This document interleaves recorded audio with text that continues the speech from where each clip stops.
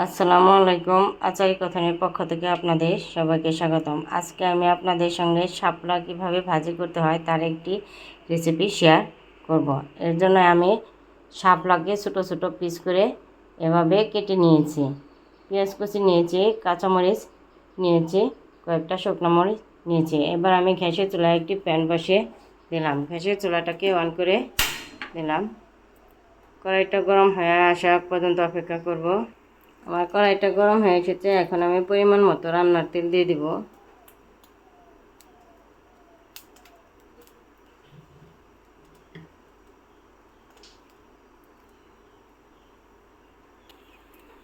ফোড়ন হিসেবে আমি এখানে কালো জিরা দিয়ে দিব।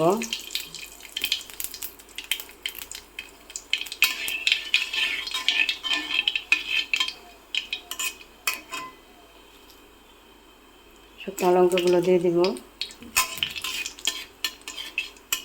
শুকনো লঙ্কা এবং কালো জিরা একটু ভেজে নিব।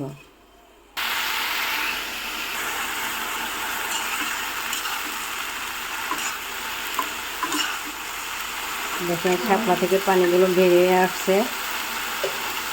এবারে শাপলাটাকে সিদ্ধ হওয়ার জন্য একটা ঢাকনা দিয়ে ঢেকে দিব। ঢেকে 5 মিনিটের জন্য এটাকে রান্না করে নেব।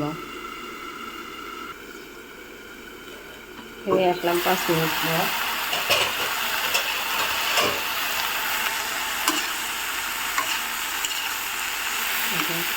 শাপলার কালারটা একটু চেঞ্জ হয়ে গেলে সামান্য পরিমাণ হলুদ গুঁড়ো দিয়ে দিব।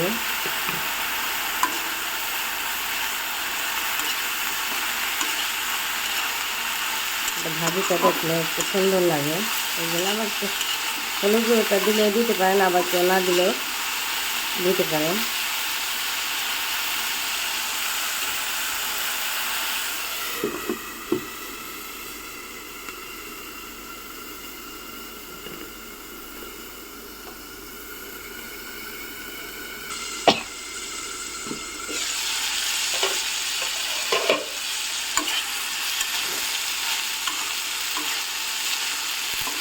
দেখুন ভাজিটা কত সুন্দর লাগছে।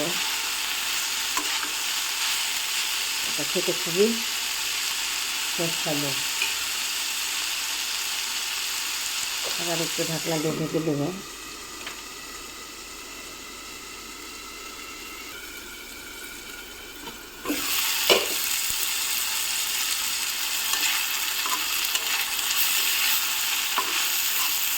যেখানে আমার শাপলাগুলো সিদ্ধ হয়ে গেছে, এটাকে আর ঢাকা দিয়ে দেওয়ার দরকার না।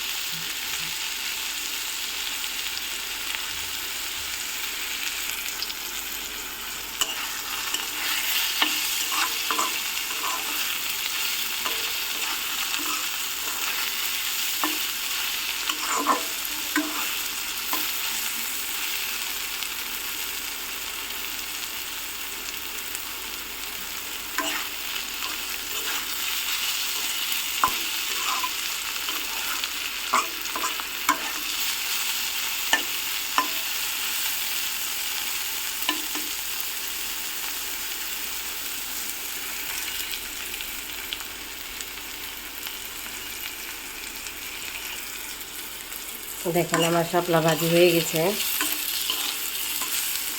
এখন আমি এটাকে চুলা থেকে নামিয়ে নেব। দেখেন আমার সুন্দর শাপলা ভাজি হয়ে গেছে। গ্যাসের চুলাটাকে বন্ধ করে দিয়ে এটা চুলা থেকে নামিয়ে নেব। দেখেন হয়ে গেছে আমার দুর্দান্ত শাপলা ভাজি। এটা খেতে সেই রকম টেস্টি। আমার ভিডিওটি ভালো লাগলে লাইক ও সাবস্ক্রাইব করে দেবেন। আপনার বাসায় একবার হলেও এটাকে বানিয়ে খাবেন। আল্লাহ হাফেজ।